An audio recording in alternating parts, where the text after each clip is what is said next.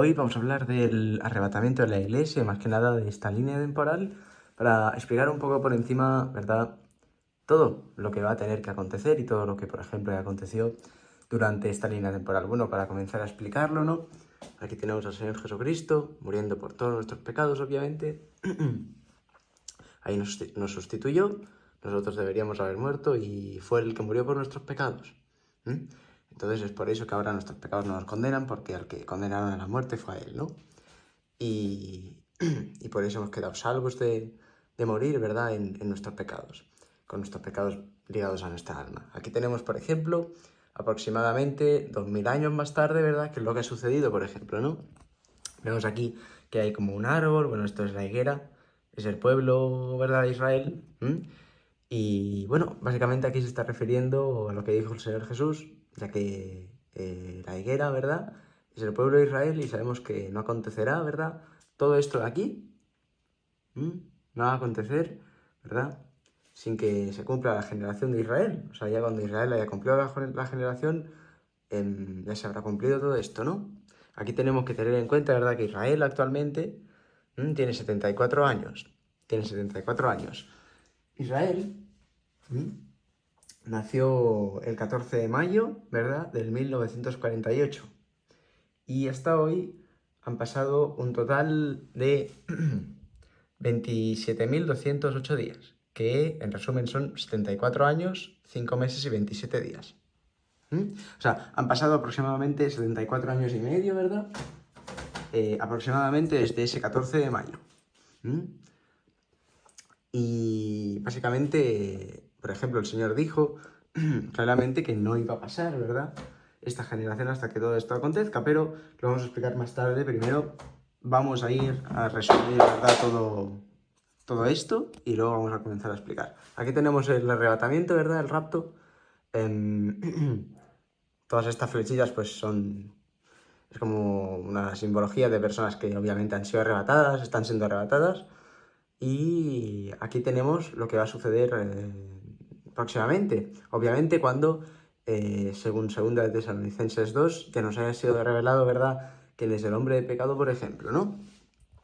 Aquí he puesto un interrogante, teniendo en cuenta que se supone, debería ser que hubiera un tiempo de espera hasta, ¿verdad?, cuando haya sucedido el rapto, hasta la gran tribulación, por diferentes argumentos bíblicos que también vamos a explicar ahora.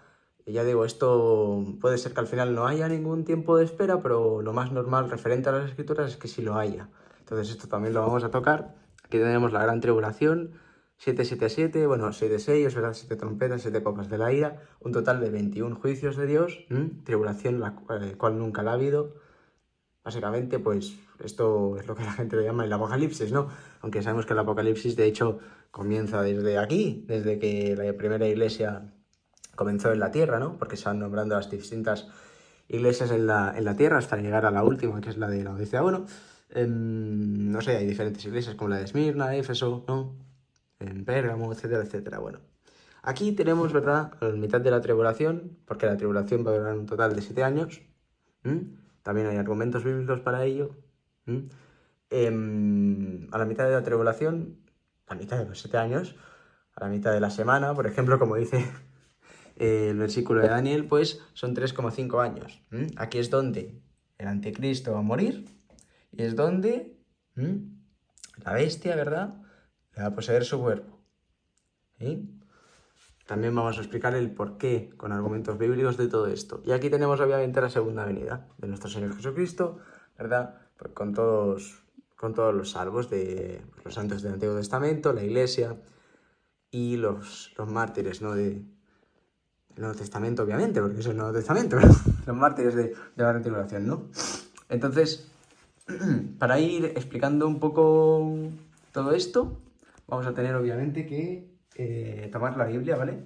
Vamos a tener obviamente que tomar la Biblia y explicarlo en escrituras, ¿vale? Primero vamos a irnos al tema de la higuera, ¿sí?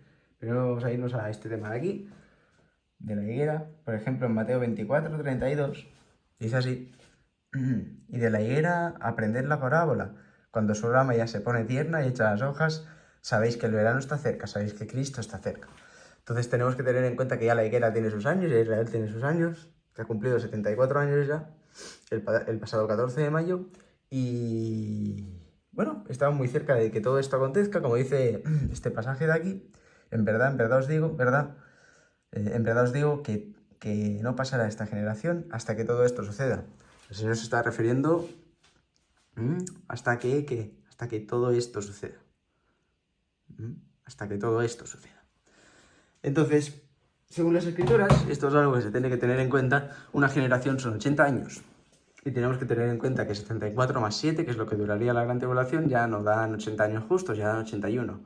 Bueno, el Señor aquí tenemos que tener en cuenta, obviamente, que está prestando un tiempo de misericordia ahora que las almas sean salvas, como por ejemplo hizo en el tiempo de Noé, hizo también en el tiempo de Lot, y demás, esperando a que más personas, por ejemplo, entraran al arca, o a que más personas, pues, ¿verdad?, pudieran salir de las ciudades de Sodoma y Gomorra. Bueno, al final no fue así.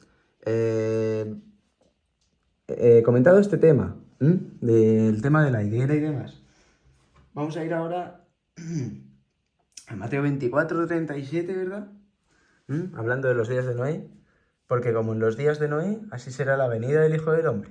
Entonces, ¿cómo estaban en los días de Noé? Bueno, también está escrito en el pasaje, yo sé, llenos de apostasía, la gente obviamente haciendo lo que le da la gana, que la gente tiene libertad absoluta de hacer lo que le da la gana. Ahora, lo normal es que si hay cosas mal hechas, pues intentemos no hacerlo. Bueno, la gente en ese tiempo no era así, estaba el mundo lleno de maldad, bueno, como el día de hoy, y por eso también sabemos, ¿verdad?, que el arrebatamiento está tan cerca. También tenemos que tener en cuenta 1 Corintios 15:52. Aquí tenemos el tema del rapto. En un momento, en un abrir y cerrar de ojos, al final trompeta, pues la trompeta sonará y los muertos resucitarán incorruptibles y nosotros seremos transformados. Entonces, aquí obviamente, en lo de nosotros se está refiriendo a la iglesia, porque el Señor va a venir a buscar a su iglesia, los que han creído. Esta promesa está escrita en toda la Biblia, ¿no? Pues por ejemplo, cuando el Señor dice que los que hemos creído obviamente seremos arrebatados, para que así todos los que no han creído pues obtengan su justa retribución en la gran tribulación. También está escrito, por ejemplo, en el versículo de que, ostras, el Señor nos va a preparar un lugar, ¿verdad?, moradas celestiales, y si yo me fuere también os volverá a buscar. Entonces tenemos que tener en cuenta que este evento va a suceder, al igual que pasó con Noé, con Lot, como el Señor nos libró de su ira, de la suya propia, así también nos va a librar a la iglesia, a las personas que hemos creído el Evangelio, la sustitución que hemos explicado al principio, ¿no? Aquí tenemos las personas, el arrebatamiento, que se van a ir a la iglesia. Aquí un punto a tener en cuenta, obviamente la iglesia se va a ir al rapto, pues principalmente, sí, porque ha creído, pero, por ejemplo, ¿por qué se va a ir al rapto?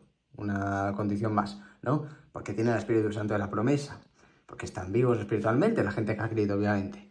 ¿Quién está vivo espiritualmente más? Y que no sea en la iglesia. ¿Hay más personas de este tipo? Sí, por ejemplo, los niños, por ejemplo, gente que no ha podido jamás arrepentirse, o sea, cambiar su forma de pensar, ¿no? No ha podido jamás decir, ostras, es que soy pecador, es que soy un inútil, ¿verdad? Y yo todo el rato pues la estoy embarrando y bueno, pues yo soy malo y Dios es bueno. Y por eso me merezco el infierno, pero mira, resulta que Cristo fue el condenado a él en vez de mí, ¿no? Por mis pecados. Bueno, una persona que no puede llegar a pensar esto porque pues está discapacitada mentalmente o cualquier otra cosa, estas personas también van a ir al rapto, obviamente. Entonces tenemos que tener en cuenta que no solo la iglesia se va a ir al rapto, sino el rapto sería un evento que a lo mejor casi nadie en el mundo lo notaría. Se van a ir millones de personas, ¿por qué? Porque, por ejemplo, harán los niños. Si solo la iglesia se fuera al rapto, seguramente casi nadie sabría que ha habido un arrebatamiento, porque en la iglesia sabemos que, como dice el Señor, son pocos los salvados, y cuando hay pocas personas que son salvas, pues obviamente siempre que suceda un evento respecto a esas pocas personas, no se debería conocer mucho, al menos respecto al mundo, nadie se daría cuenta. Tenemos que tener en cuenta que como los niños, por ejemplo, los niños están vivos espiritualmente, porque no han pecado. Los niños hacen cosas malas, los niños, pero como las hacen sin saberlo, sin tener conciencia de lo que hacen, y el pecar es hacerlo malo sabiendo, pues el pecar es hacerlo malo sabiendo que está mal, teniendo conciencia de que está mal, y los niños aún no han desarrollado esta conciencia, pues entonces ellos no han pecado, están haciendo cosas malas, pero no han pecado. Eso significa que aún siguen teniendo sus espíritus vivos y son totales candidatos a ir al arrebatamiento, obviamente, de ellos en el reino de los cielos, ¿no? Entonces tenemos que tener en cuenta, ¿verdad?, todo esto.